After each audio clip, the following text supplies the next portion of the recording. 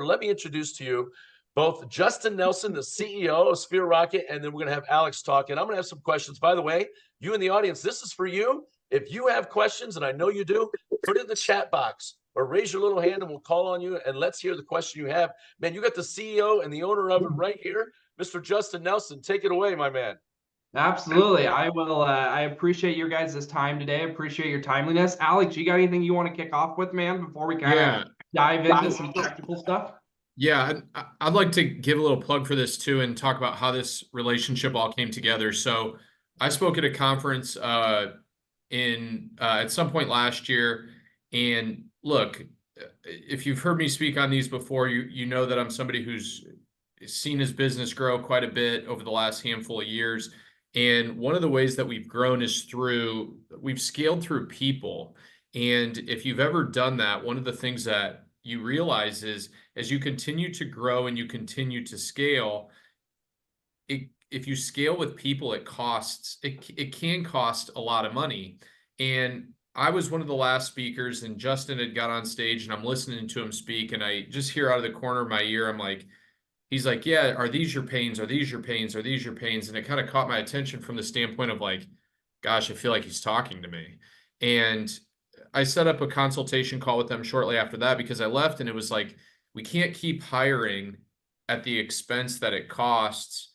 And all it's doing is just creating a bigger monster and a bigger monster. And look, one of the things we talk about in this call consistently is that if all you're doing is trading the money that you make for the money out, you're stuck in this wheel. And when I talked to Justin's team, I kind of went to them and said, here's who we are as a business. Help me understand what you guys do and how this works. And it was less about them saying, here's a sales pitch, here's you are. And it was more about the idea of, Alex, look, we've all been in your shoes as a business owner. And this is the way that you change and that you can create margin of time, financial, energy, so many different things. And so immediately it was like, yeah, this is something that I think we need to do. And look, I'll tell you, the first person that we hired, we interviewed 6 people for a social media position. We failed immensely with that first person. And traditionally, the perception is I need to have control of the person in-house. I need to have them sitting next to me. I need to see them at their desk every day. I need to be able to talk to them all the time.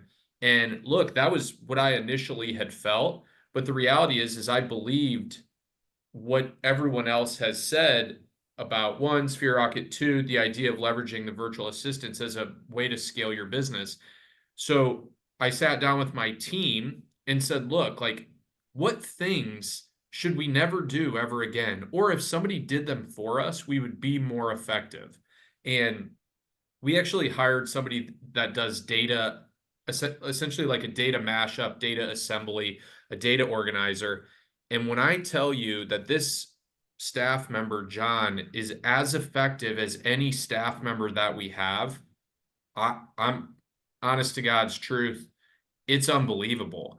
And he created an organization of data that we as a team have dreamed about for 3, 4, 5 years. And he did it in like 3, 4, 5 days. And so that got turned back to me relatively quickly. And I was able to take that data and we can actually analyze our agents' production, our agents' success, where our agents struggle, and then the things we do really, really well as a team all the time, like that. So when somebody comes to me and says, hey, Alex, I want to put together this for Instagram, or I want to know about this regarding this agent, all I have to do is pull up the spreadsheet that our team's organized, click, click, click, and go, yeah, here's all this data.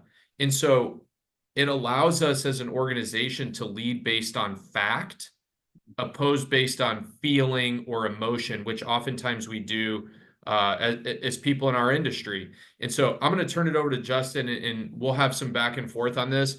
But when I tell you guys that we've worked with our VA now for 3 months, 2 months, we sent a message today to the team to say, hey, we want to add another. And I've had conversations with folks behind the scenes on my team. I'll be somebody that probably has 15, 18, 20 virtual assistants in the next 2 years. And there won't be a single thing that I do that isn't income generating that pays me thousands of dollars every time I work. And I believe that's a possibility for all of you guys on the call today. So Justin, I'll turn it over to you, man. I love it. I love it. Well, I want to respect your guys' time, so we'll just kind of dive right in. But like Alex said, obviously, first off, thank you so much to Grow Global for having, the time, and your guys' time is super valuable. So Alex will kind of bounce back and forth with me. It'll probably be about 80% me, 20% Alex, but I'll use Alex for some questions because I believe we can learn a lot through other people's experiences. And so obviously, again, thank you guys for having us on here. I always like to kind of set an intention. I like to do things a little bit backwards when it comes to presentations, when it comes to value. The very first thing I want to do is I want to set what's the goal for today, right? And the goal, if nothing else, is I want to show you how top producers around the industry are using virtual assistants. People like Alex, Jim, Sarah, John, around the industry that aren't just selling a home or two, but actually have a real business, how they're using virtual team members at just between $3 and $6 an hour. We have about 2,000 active clients in real estate. So I took those 2,000 clients in real estate, took the 4,000 or 5,000 virtual assistants we've placed with them, and created this presentation of here's all the best practices. So that's kind of the goal for today. If you have to jump off early, you fall asleep, whatever it is, the number one thing I always like to tell people to take away is make sure you take away this website. This website is a conglomerate of those 2,000 plus agents that are using our virtual assistants, and it's all of the information we've aggregated from them. So it's all their job descriptions, all of their task list, all of their failures, all of their wins. Like, it is just a guide and a great free resource. This is about a 1,300 page manual that if you hire in-person assistants, you hire an in-person marketing director, or you decide one day, I want to hire a virtual assistant, this is a great resource. So I like to start off the presentation, Alex, with this resource, because if nothing else, even if someone never wants to use Sphere Rocket, no one ever, does anything like that, but they go out and make a hire, or even more importantly, maybe you have somebody already on your staff, right? If you have people on your staff already, I would still highly advise you check out this document, because it's going to show you probably how much they are or are not doing compared to what the reasonable expectation should be. So I'm sure someone on the chat can drop it in the chat too as well, but sphererocketfiles.com. I'll go through a little bit more what's in there. It doesn't ask for your information. There's no capture codes, anything like that. Just save that one. It's got the free version of that 1,300 page PDF for you guys. So nothing else today. After now, that book alone will save you a lot of hiring headaches, especially in the real estate niche. And so just to give you guys a little bit of my background, I actually just moved to Dallas, Texas from Nashville, where I spent the last 5 years of my life. And, kind of a little bit of a backstory. I know I can sometimes come across looking pretty young. I got into real estate when I was 18 years old. So got into real estate when I was 15, but of course licensed at 18.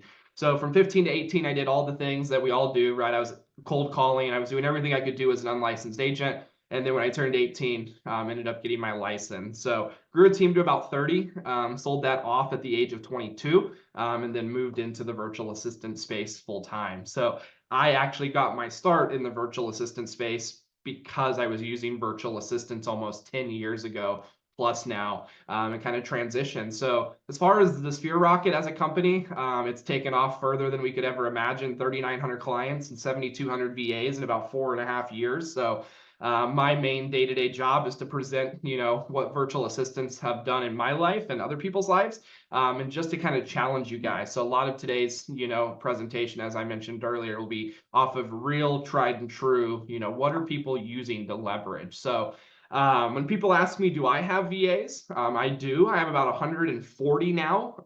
This is a little older slide. I have about 140 virtual assistants that direct report to me and help manage the 7,200 VAs that we've placed that I have to pseudo manage. And so this is a little blurry on the screen. It looks a little bit better in person, but I always like to joke, Alex, and I might kind of get some feedback from you here. Alex, when you first got into real estate, who was responsible for all of the things that you see here on the screen? The pickup of the signs, the supplies, the scheduling the open houses, the MLS. Who was responsible for that, Alex, when you first got into the industry? Yeah, so that's the agent, right? Like that's us. And, you know, I actually hired my first assistant in 2016. And the reason I hired that assistant is because when I worked at Remax, they wouldn't pay me because I couldn't get the lead-based paint disclosure signed correctly. And so it was the identifier of like, Alex, you suck at paperwork. You're really good at a lot of other stuff, but you suck at paperwork. It's time for you to get somebody to help you at least get that document signed if there's nothing else for them to do. Yeah. So, Alex, would you agree that the real estate industry is set up where someone with no assistance can still succeed, right? And this is a trick question. Alex, the industry, and just confirm here with me, a solo agent with no leverage and no help can still make really good money, right? Absolutely. Absolutely. My next question to you, though, so because of the setup of our industry, and agents can make really good money, and they can do like this diagram shows, they can do it all by themselves.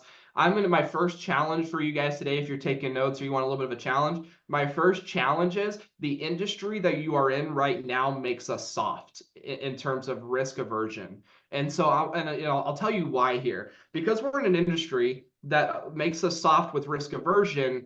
Here's what I mean. Alex, I'm going to ask you another question. If you really wanted to start a restaurant that was a morning diner, the perfect restaurant on the beach side, I know some of you guys might be tuning in from a beach. Alex, what would you do when you first start that restaurant? If you wanted to be able to sit 50 to 100 people each weekend morning, like, Alex, are you going to try and start that restaurant all by yourself?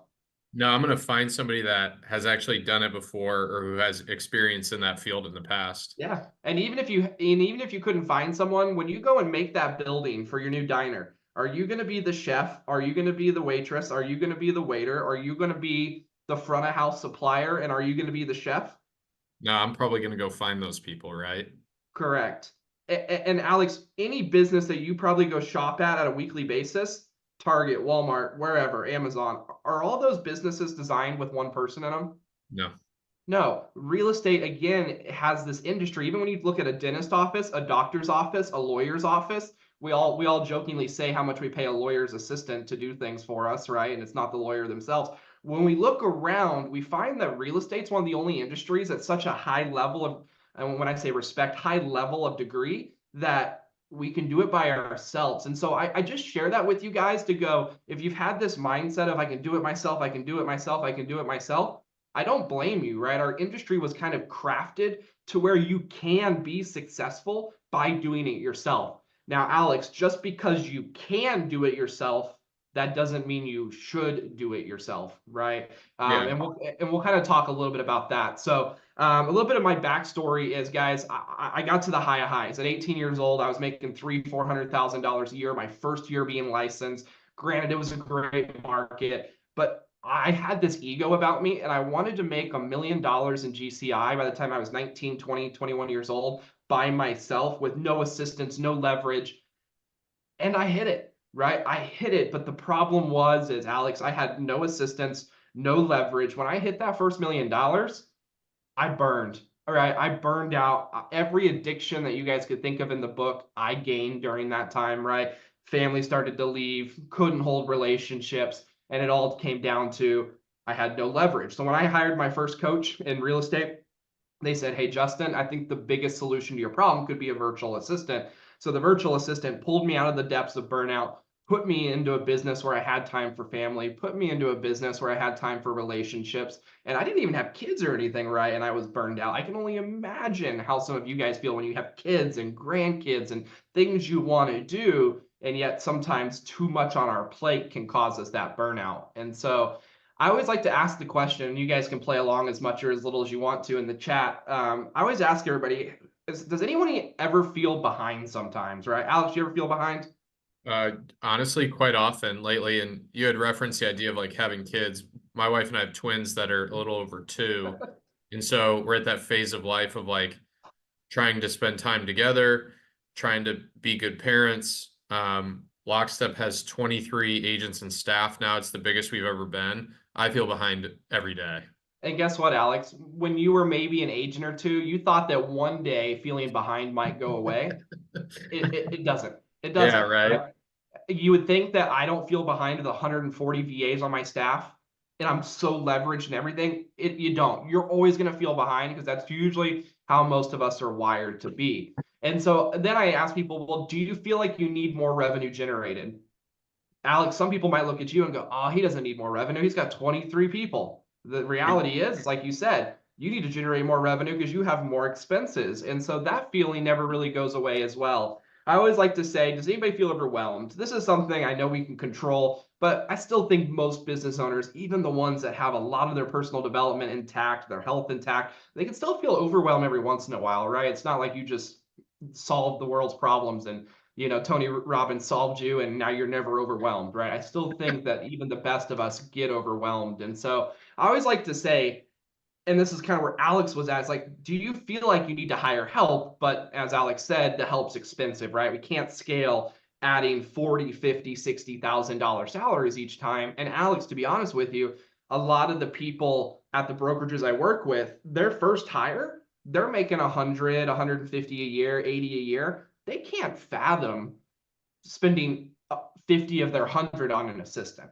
right? So it creates this rub, and that's fair, right? Who would ever advise you to spend 50 of your 100 on an assistant, and vice versa. And so I always like to say that, a lot of times when we're making hires, we're having to pay 50 grand to test them out. We feel that hire is entitled, they need a ton of training, and so Alex, the number one thing I get when I'm in an audience of a few hundred people and I ask from stage, what's the number one reason you won't hire? A lot of people will say financials, which obviously VAs can solve, but a lot of people will also say, because I have to train them. Does that make sense, Alex? People say Yeah. that they have Oh, to yeah. train them, so they Yep. don't want to hire. Yeah. I mean, that was something that we felt from the standpoint of one of the many things. It was who's going to be the person that's responsible to do this. Yeah. And we have a staff of, I think our staff is up to 8 people now, but you look around the room and say, okay, who's going to be responsible for this? Because I don't have time to do it. So yeah, that's exactly what happened. Now, Alex, can I give you a little bit of a coaching moment here? Yeah. So, Alex, let's say I said, hey, man, you need to add 2 more positions tomorrow.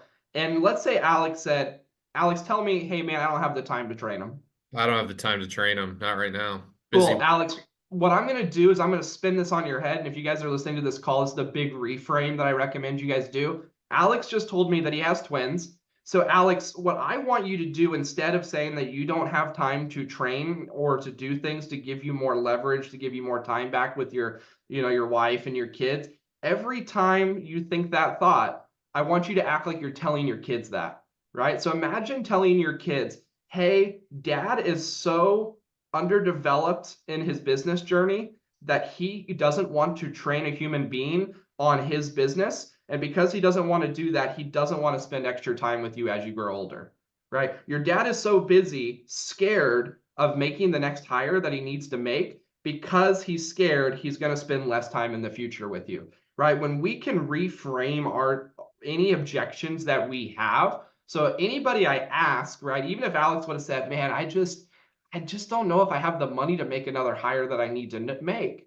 My same thing would be reframe that, Alex, right? Alex, imagine telling your kids right now that, like, hey, your dad's not willing to run an extra open house a month or 2 or 3 or 4.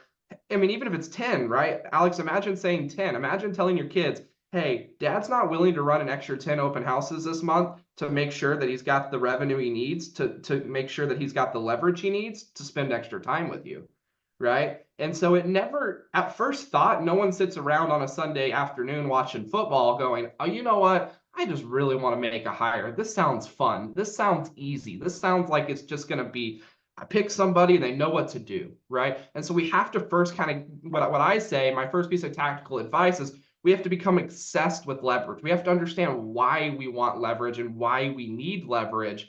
And so one of my favorite books to read right now, if you guys are listening, and I'm happy to send you guys a free copy. I'll actually shoot you guys my cell phone number, and I'll just mail you. If you want to text me your address, I will mail you guys a copy of this book, Buy Back Your Time. I have about 1,000 of them in my storage unit at my house here. But it's one of my favorite books. The 4-Hour Work Week was a book that got me into this industry. Buy Back Your Time is the newest and my favorite book. I've read this thing like 12 times. So if you guys want a copy of that, I'll mail that to you guys, no cost. Just shoot me your address sometime and text message that I just threw there. So with that book, I'm going to start, before you start going, oh, I need 7 VAs or I need this, like start by learning the basics of what it means to delegate. Even if you're a big business owner, I do this even with CEOs of 1,000-person companies that we go in and put VAs in. Start at the base level. Do we have the base level knowledge to get going? So Alex, let me ask you this, man. Do you believe that there's 2 ways to leverage, personal and business? Do you have things in your personal life that you should be leveraging that you're not right now? Oh yeah. Yep. For sure. A lot of times people think I'm going to come talk to them all about business and I'm going to sell them VAs. But here's the reality. Your home life is usually the thing that you're going to need to leverage first before you start leveraging a whole bunch of crazy business things, which I think is where a lot of people miss out. So this is a picture of me. I think my VA's photoshopped the GoPro on me. That's not an actual GoPro. But about 2.5 years ago, and I do this about every 2 to 3 years, I put a GoPro on myself. And if you don't know already, I'm high energy, I'm extreme. I like to tape a GoPro to myself for 2 weeks straight. It records 24 hours a day for the most part, minus showers, minus the things you obviously wouldn't want on a GoPro. And what it does is it gives me a time audit of exactly what I'm doing, right? And so, Alex, if you're like, man, I'm just burned out and I haven't had time, but what we find on Alex's GoPro is that he's spending 35 minutes in the bathroom watching cat videos while he's going to the restroom just to avoid his kids and have some peace and quiet. What we can piece together across 2 to 3 weeks is just this abundance of either non-production time. Alex is running to Walmart to grab a bag of chicken that could have been ordered on Instacart, right? Like we piece together a lot of these pieces. And so, for me, some of the things I learned was I'm spending a ton of time grocery shopping. I love to eat. I was spending a ton of time doing my laundry. Right. And so, again, I'm going to share some examples of some extreme things I did in the beginning. And when I started to leverage, I was so extreme, I put a camera on my fridge. Right. Now they have fridges with cameras. Right. And it would tell my VA exactly what was missing and what I needed to order. Right. I live on the road about 200 days a year. They're ready when I come home. It's on my front porch the night I land. Right. I leverage laundry. I literally just had a hamper with a Ring camera on it. And whenever it would get full, my VA would literally just message a laundry service that would come into my house, had my codes. My VAs would literally watch the person come to the door, go through the house, and leave with my laundry. I started to build, and a lot of you are like, well, why would I need to leverage off? I'm not saying that those are the things you need to leverage off, but meal prep, right? All these different things that I learned. I always like to tell the funny story that I leveraged my dating apps. I was living in Nashville at the time, and I was on the road 200 days a year, and I didn't have time to go on dates or to find dates. And so I actually put a VA on my dating apps and ultimately ended up finding my wife that I'm now married to almost a year to the date. And so I always like to joke that VAs can fix a lot of not just business things, but get you things. I don't pay any of my bills.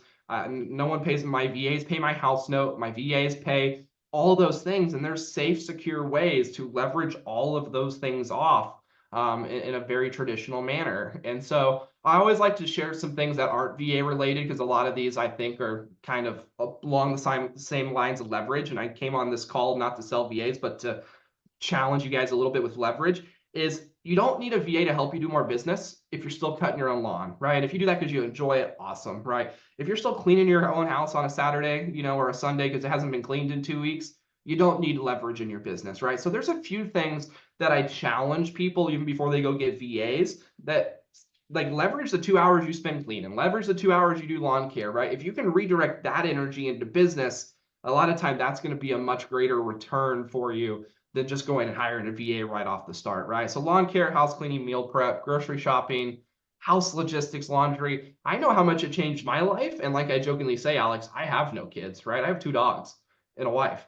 Like I know how much this gave me time back. I can only imagine, and what I've seen is how much it gives people time back that have kids, that have more responsibilities than I have. Some other small steps to leverage is I firmly believe that, most agents, once they start to scale, should hire per file TCs, maybe get some showing assistants, or using the different models out there that exist. social media interns, cross-sharing assistants, virtual assistants can be shared among people. And I think people should obviously leverage things like this, right? Not necessarily having to go pay for $5,000 conferences when I know that Grow Global provides just as much value every single Monday if you showed up consistently, and had someone holding you accountable. And so kind of now, Alex, we'll kind of dive into the top 10 VA positions in the real estate industry. This is kind of getting a little tactical here for everybody on the call. I'll probably be about another 15 minutes, leave everybody plenty of time for Q&A. But the top 10 positions we hired last year were executive admins and personal admins. Alex, do you want to guess any reason why those were the top 2 hired compared to, let's say, cold callers? Maybe the skill level associated with them, or the level of pain associated with the person that was experiencing it. Yeah, absolutely. It's a great point. Guys, what it comes down to is kind of what he's saying. Someone will always come to us, Alex, and be like, I need a cold caller because I need more leads and more deals. But what we actually figure out is that they have nothing organized as themselves, right? So if Alex came to me and you said, hey, I need a cold caller so I can get 10 more deals a quarter, I'm like, Alex, can you even handle 10 more deals a quarter, even if it worked perfectly and flawlessly and worked out perfect? The reality is most people want lead generation because we're lazy, right? And so we found that most people, the biggest block in their business right now is their personal organization, their systems. And so before we even start trying to hire these things of lead generation, which is what you should be the best at in the short term, we talk about executive admins, personal admins, TC, social media managers. Guys, I'm just going to be very blunt, and this is something I tell every audience.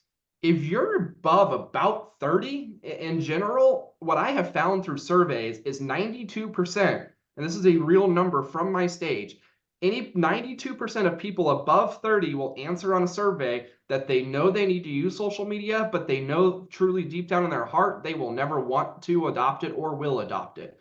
And so if that's the stat, I really highly recommend people looking at VAs in the social media space, because if you know that you need to do it, but you know deep down in your heart you're just never going to do it because it wasn't something you were born with or something you like that's fine. Like, embrace that. That's okay.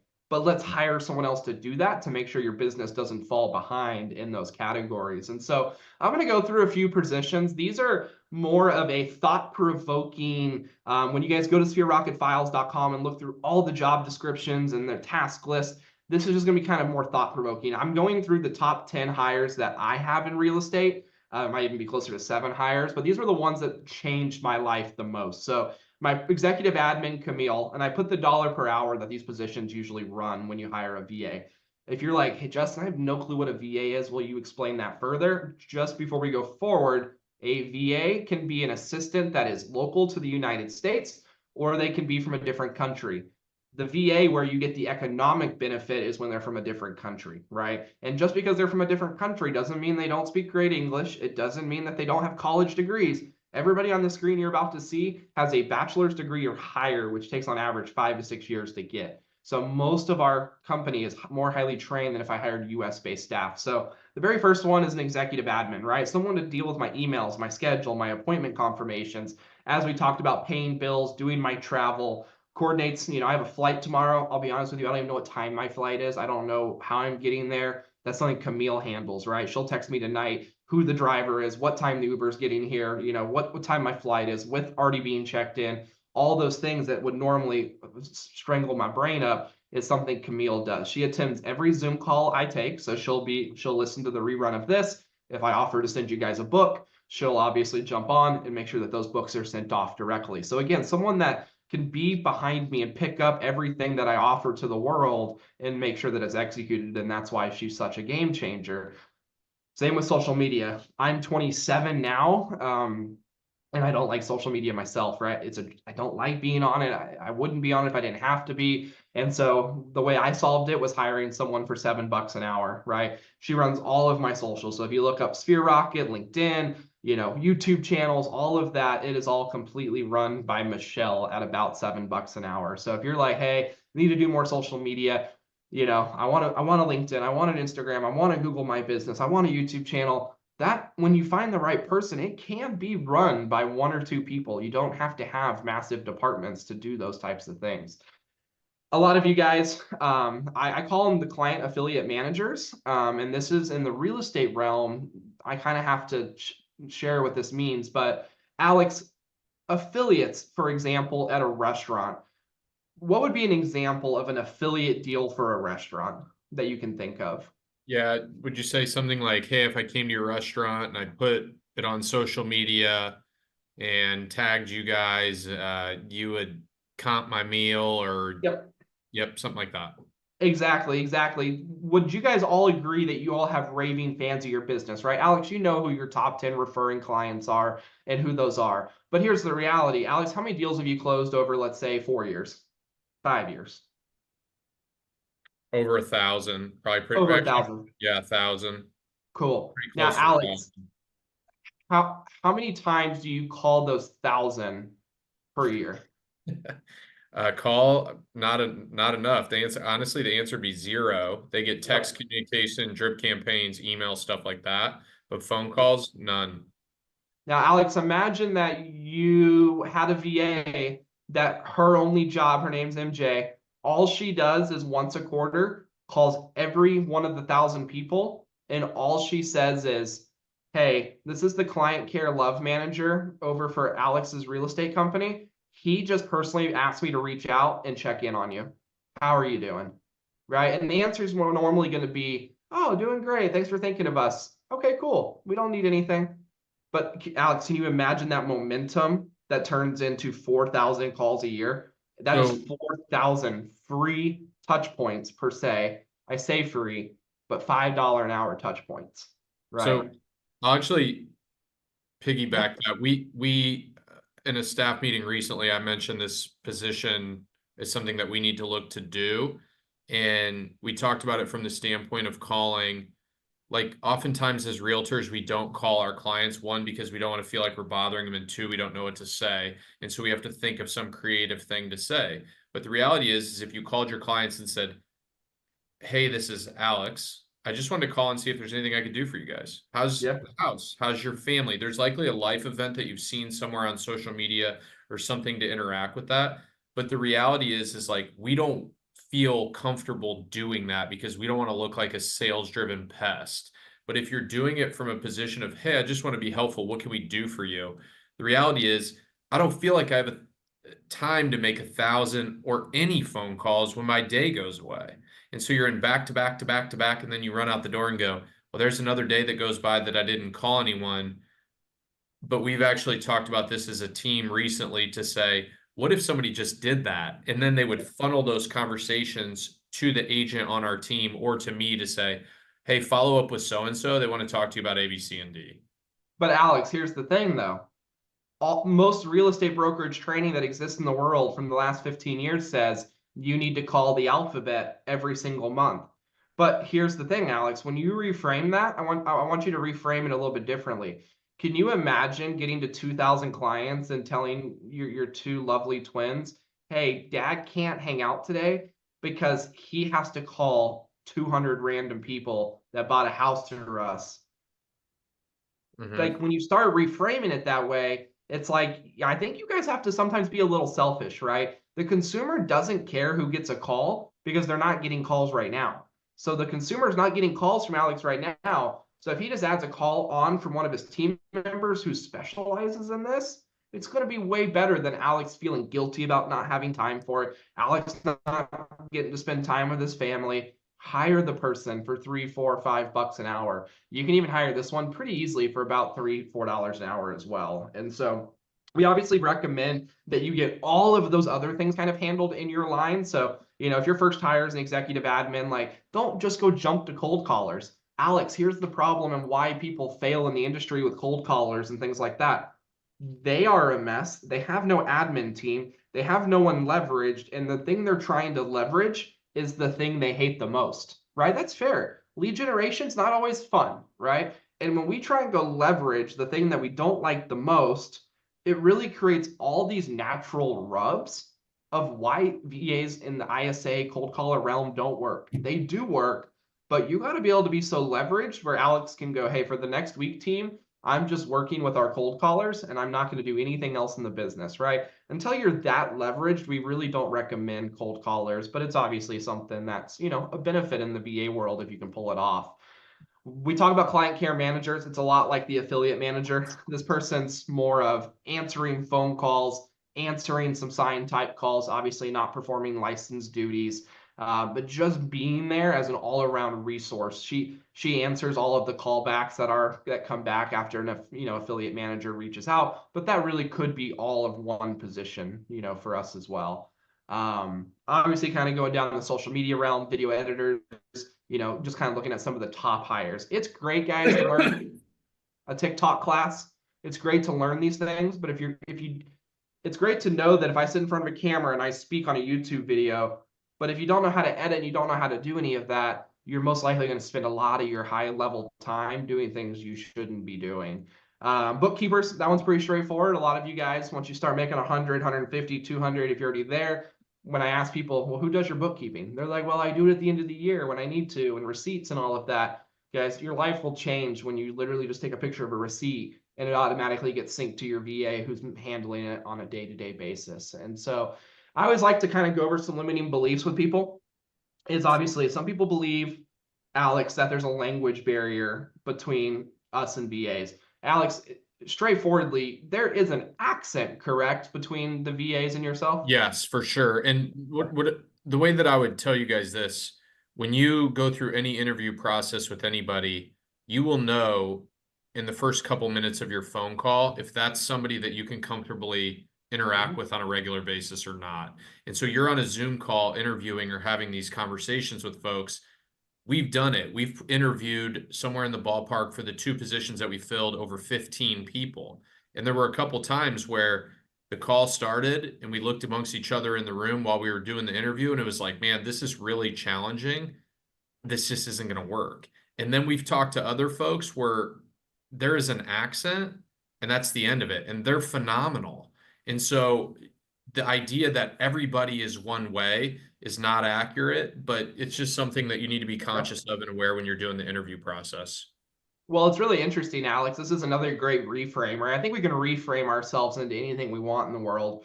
But Alex, imagine that you were an agent and you were opposed to getting VAs because you were afraid the accent would be too much, right? I always like to then go, Alex, I know you're at EXP. I know EXP for you is global, right? I know even this call, right? It's grow global. There's people on this call that are going to have accents and that are going to have things like that. Could you imagine telling someone like, hey, I at Alex's real estate company won't hire people that have accents, right? Yet that's what the real estate agents around the world do. They say, I won't even consider VAs because they have accents and they're going to talk to my clients. I'm just going to tell you really straightforwardly, that's not a very inclusive culture. If that's what you're about, awesome, but like that's not me. And because of that inclusive culture, much like the world I live in, where we want to grow globally, that it really helps kind of get over that barrier of thought. Alex, I do believe that there's a difference between an accent and comprehension, right? Which is what you were mentioning. That's what you were talking about, right? Like, it's one thing to have an accent. Guys, if someone has an accent and you can't comprehend them, well, then of course, they're not a good fit for the role. And that's inclusive. It's just inclusive that I don't understand what you're saying, which is a totally fair, segment out for those roles. And so just kind of going through those. Obviously, if you guys go to sphererocketfiles.com, it talks about some security things you can put in place, how to pay VAs. Luckily, over the last 8 years, the taxes have been super easy when you hire a VA, even if they're from a foreign country. The laws, the treaties, the boost in economies. There's so many good things about hiring VAs. The U.S. economy promotes it, and they have special deals struck with the Philippines too. You're not paying payroll tax, Social Security, you're not paying all of that. If you're paying someone $4 an hour, that is all you're paying. You don't have to worry about their taxes, reporting, all of that. So just know there's a lot of benefits from there. So Alex, I jokingly say, man, like, I don't know what you do on the weekends specifically, but I know I used to, love going to Starbucks and having a whole bunch of drinks on the weekend. And I used to love having a massive car payment and all these cool things. But what I realized when I started to learn about the power of VAs, and I think that's the power of today's call, once you see something, you can't unsee it, right? If you know that good talent exists at $3, $4, $5, $6 an hour, I hope that burns into your soul and that you know that it's there, right? So that way, the next time, Alex, you go out and complain that you don't have leverage, and I see you with a $12 pumpkin spice Starbucks in your hand, right? Now I can hold Alex accountable and be like, hey, I know you're complaining that you're burned out, you don't have time, but what's in your hand could have been 4 hours of work, right, from a virtual assistant. And so I know I have you probably pegged pretty well, for that, Alex, but it's just kind of an internal game I play a lot with myself, right? Even my team, my wife will be like, well, you just spent $200 at the bar this past weekend, but you're complaining you don't have time to do X, Y, Z, right? And so here's kind of the last thing I'll leave you guys on before we kind of get into a few more tactical things, and I might take another 5 minutes. Alex, I want to show you something here, man. These top 3 photos, the 2 in the bottom left, they're fun, right? The big cars, the renting the yacht for the weekend with the team, the house. That was my house down in Nashville. If you guys are out in Nashville, I lived in Kingston Springs for a bit. But I'm going to tell you, Alex, hiring's hard. Having a big team's hard. Having an executive admin's hard. All of those things are hard, right? And honestly, if your goals are materialistic, yacht days and cars and vacations, that's great. But that's not going to get you through why you want to hire people. The bottom right picture is what gets you through why you want to hire people and go through the hard times of hiring, right? The fact that I was able to grow a business so big, not through myself, right? Through team members and leverage and assistance that allowed me on my wedding day down here in the bottom right to tell my wife, hey, if anybody ever gets cancer, we can pay for that in cash, right? If anybody ever gets this, we can do and help them change their world. That is what gets me through the tough days of like this morning, not wanting to get up at 5 in the morning to be able to lodge an hour for this call, right? Like that's what gets me through it, is knowing that. And so whatever that is for you, I really challenge you to lean into that when you're thinking about, should I hire my first assistant or not? What is it? It's not just fun to hire assistants. It's not just fun to train. It's not fun to be responsible for another human being on your team. But what is fun is what you got into the business for. And I know that's a little bit different for everybody. So the last slide before I kind of walk you guys through that free file section and how to best use it is, if you guys want to take a picture of this, screenshot it. Alex, I'll make sure everybody has a copy of the presentation that you guys can go back and revisit as many times as you want, because I know this is recorded and probably posted on a YouTube channel, etc. This is what I tell people. There's only one bottleneck in your business at any given time. It's the law of constraints, right? I forgot to tell you my journey. I was an engineer, went to college for engineering during the midst of all that. And one thing I learned in college was the law of constraints, right? And there can only be one constraint on a system at any given time. And so marketing could be your constraint. Lead generation can be your constraint. Alex, please, and I know you teach this too, please never anybody think that they're going to go get a VA for marketing today, and they're going to get a cold caller today, and they're going to get someone to help their sales team today, and then they're going to go get a bookkeeper today. Like, guys, you have to fix each thing kind of piece by piece. Don't go on hiring sprees. Don't overextend yourself. Fix whatever the biggest constraint is for you today. And if that constraint is, I need more time to lead generate, well, the constraint's not go get someone to lead generate. The constraint is get some leverage in your life through an executive admin so that you can go lead generate more, because that's ultimately the bottom line. And so the last 3 exercises here, I'll kind of leave for you guys, but Alex, I always tell people to challenge themselves with this. What are you doing that you should not be doing? That's a question you ask yourself. What are you doing that you should not be doing, right? The next question is what is your business not doing that it should be? So again, what are you doing? So what are things you already do that you should just let go of? And then what are things that your business is not doing, right? So the first one, what are you doing that you should not be? This would be if you're still meal prepping, mowing your lawn, things like that. Get rid of something that has to be done, but get rid of it. What is your business not doing? This would be an example of Alex not calling his 1,000 past clients, right? That would be an additional task. And then there's obviously the third bucket is of what could increase sales, right? And Alex, I know you kind of talked about this. Data, right? That was a big one for you. If you got more data, that can increase sales. And so on that page that we gave you, that's fearrocketfiles.com, there is a virtual assistant Bible. It has those, it's actually 1,300 pages now, not 500 anymore. But inside of that Bible on that website, and I'll drop it here again in the chat for you guys here in just a minute. It's got all the job descriptions for VAs. And when I say VAs, these are in-person United States-based people as well. If you decide you don't need VAs and you just want to hire stateside, gives you all their daily schedules, and it kind of looks like this, right? So you'll find the one up here says video editor SOP, and then it will go through everything for you guys of exactly what they do, how you should hire it, what the dollar per hour rate is, all of those things. And so, Alex, I know we got about 30 people on here, man. The number one question people are usually ask me is, what should a VA do in my specific business? How many of them should I have? What would I have them do? Alex, if someone on this call asked me what VA should they have in their business and I answered it on this call, would that be very genuine of me to answer that question?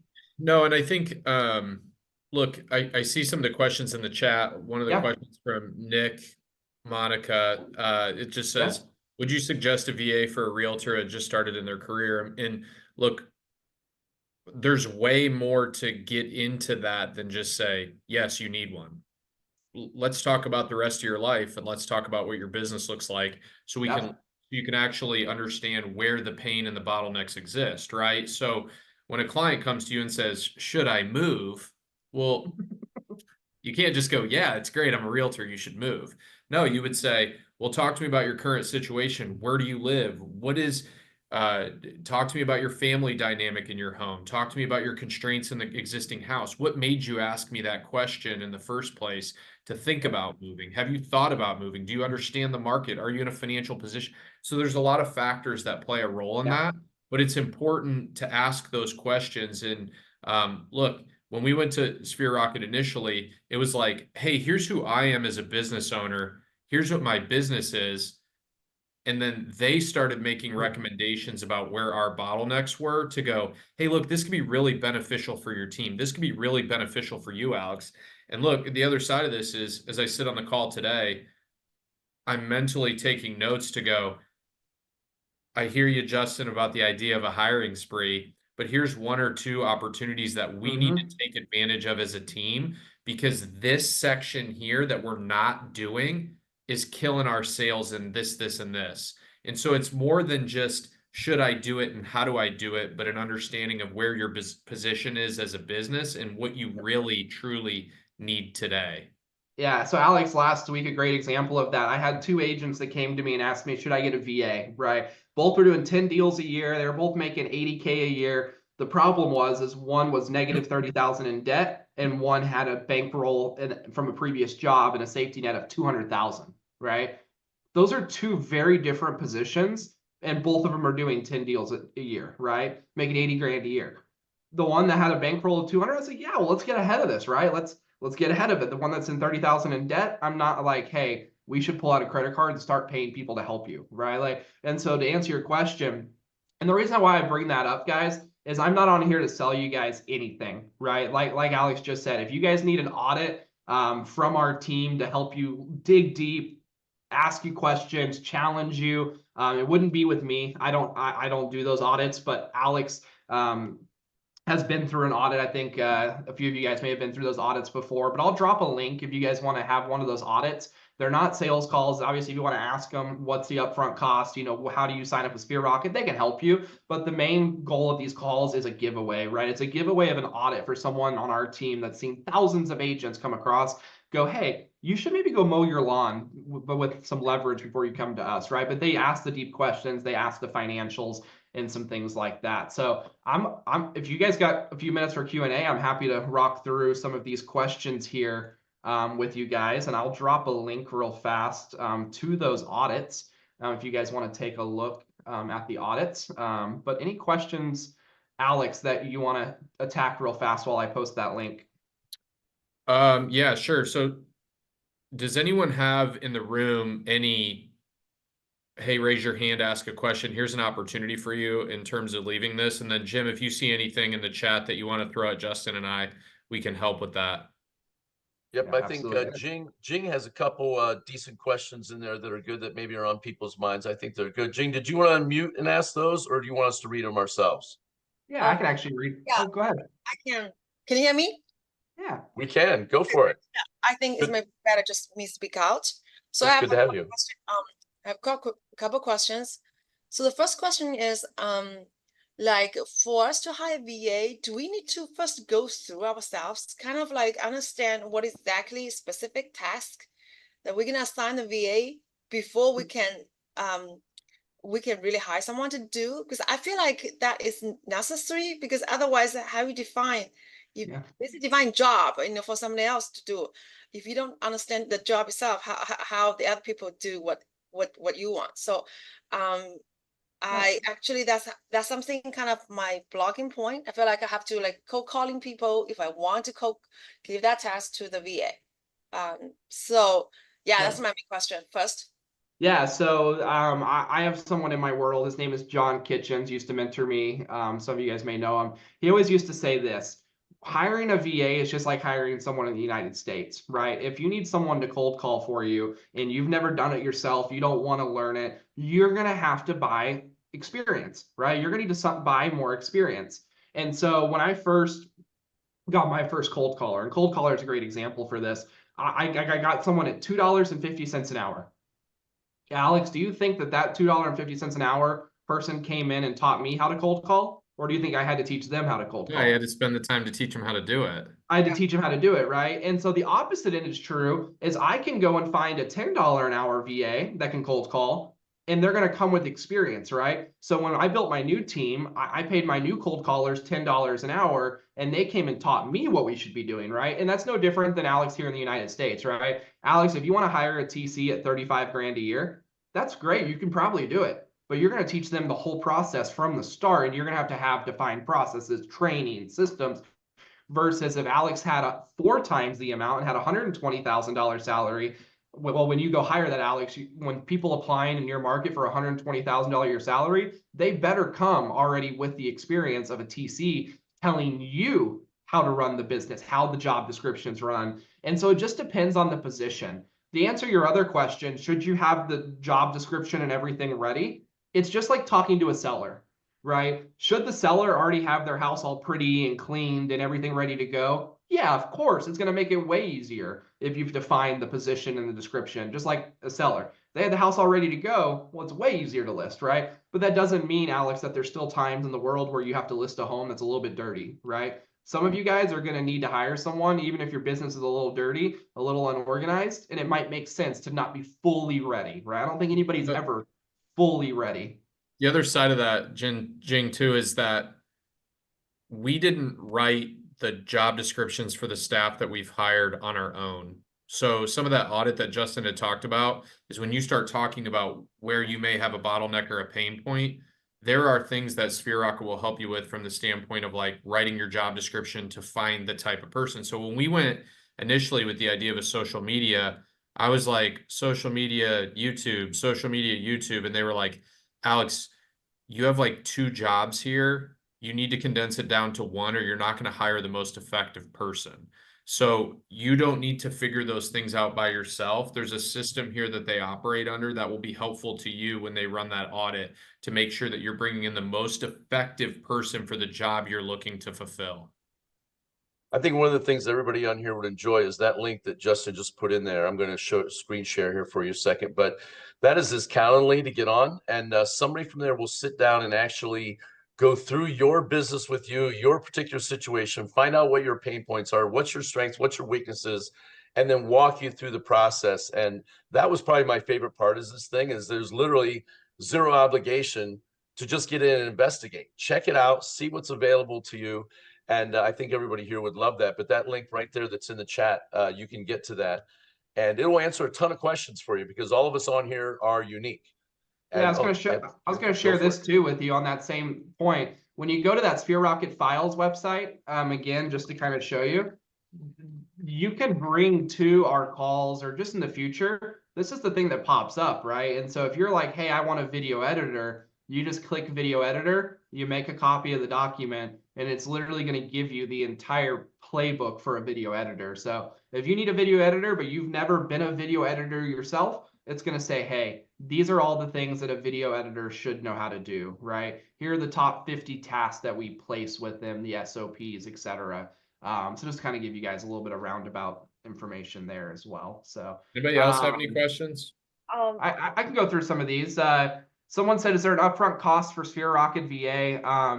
Obviously we have a monthly cost, but we do have a trial. So that's the other unique thing about us is you can get your VA in 2 weeks. You spend 30 days, you get a free trial. I won't hammer that away. You guys didn't jump on to hear all that spill, but we are the only VA company in the world that lets you test it before you drive it, which is very unique. If you don't like your VA, you don't like us, awesome. No obligation. You're never out any money to us.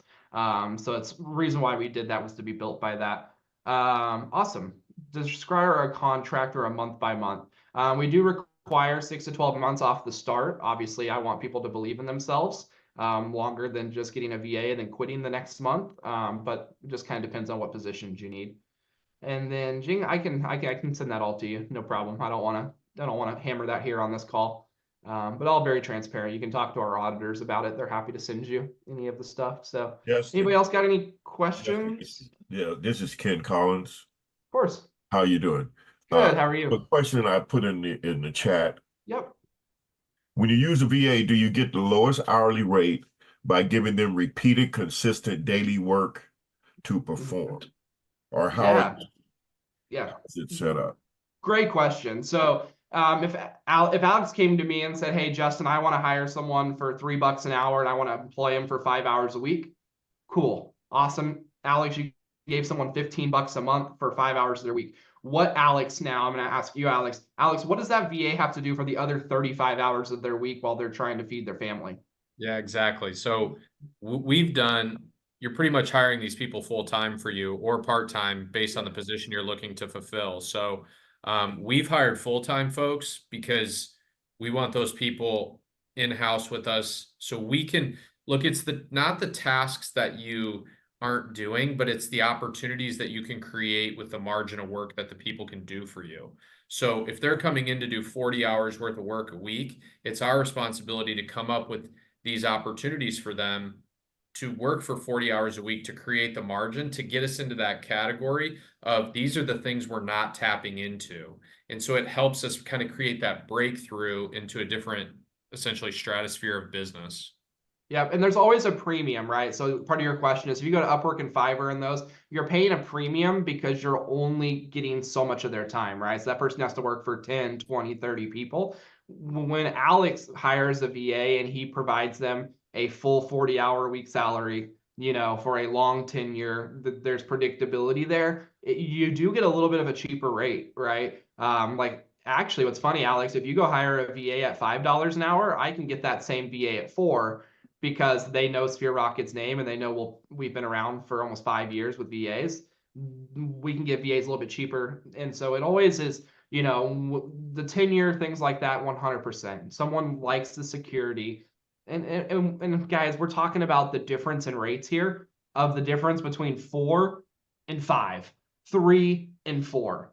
If your business is working on a margin of the difference of $1 an hour, you're not ready to hire yet, right? And that's just full transparency. That's not a shot at anybody. But if you're squeezing the budget so tight that $1 an hour difference, or are they working 20 or 30 versus 15, you're just not ready for a VA, and that's not a bad thing, right? You're just not there yet in your journey, and we never want you to think you are. So a follow-up question, Justin. The due diligence you talked about you had to do in the beginning, going through your company, has that been done already? Where the VA that are presented to me, I have to now do the due diligence, or have you? Yeah, so we do all the due diligence. Like if Alex says I need a video editor in 2 weeks, Alex is going to get a call. He'll jump on a final interview. He's only talking to people that have been through 3 to 4 rounds of screening. So we'll usually get about 1,000 applications for his job posting.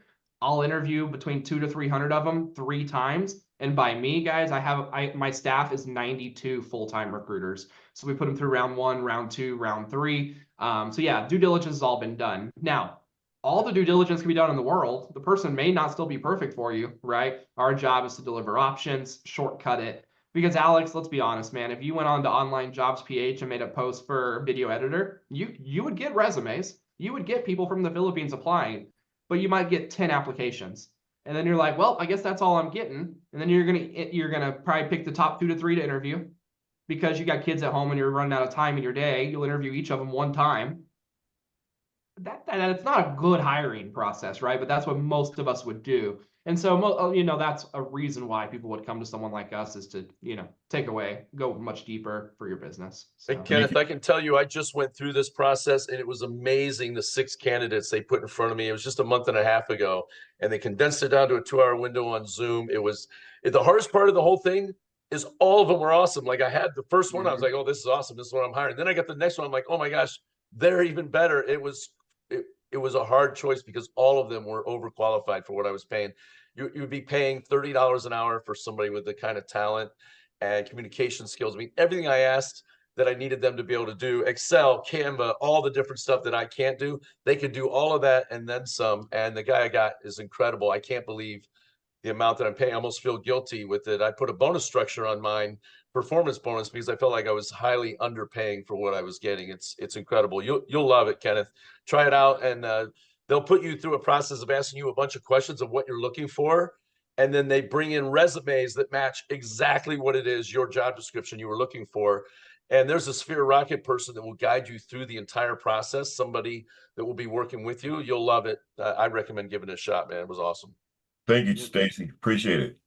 Yep. And guess what? Even if we don't bring you someone that you don't think is awesome, all you have to do is go, bring me another round, right? And you're back to your daily, because, you know, I'd love to say we make the perfect placement every single time. We don't, right? We're going to give you a 90% better chance of doing it. But I mean, if I perfected hiring up to the 100% category, I wouldn't be on this call. I'd be a billionaire somewhere else.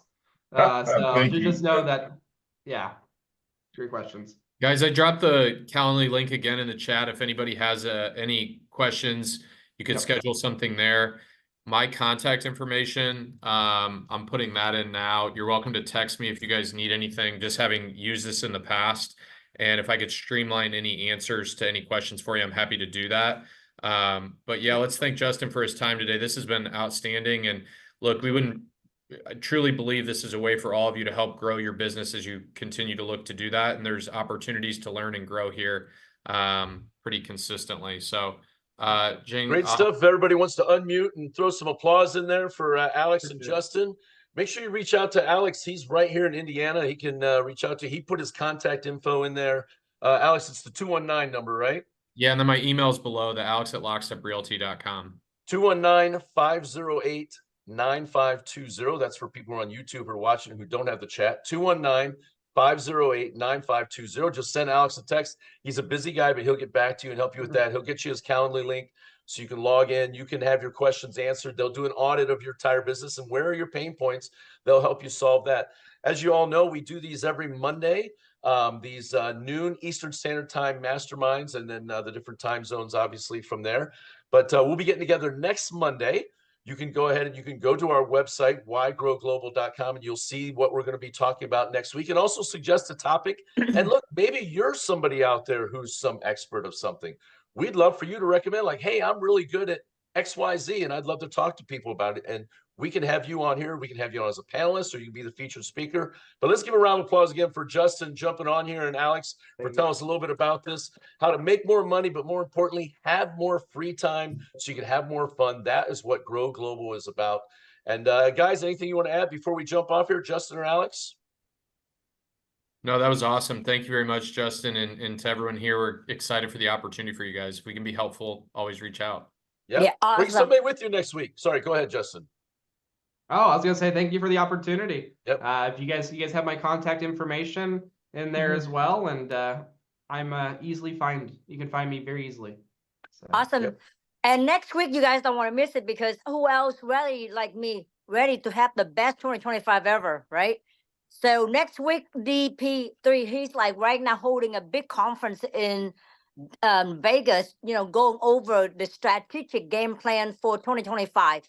And he's going to have like next week, he's going to do the part 1, because he's packing up like 3, 4, 5 day training here in Vegas for a bunch of like about 500 agents. However, he's going to do for us to pack in 1 hour, 2 weeks on a road. So on the 23rd, DP3, if you look at the website, pull it up, Jim, it is the event for next Monday.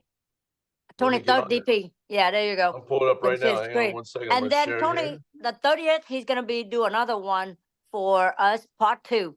Yeah, you could see, there you go. That's him right there, Coach DP3.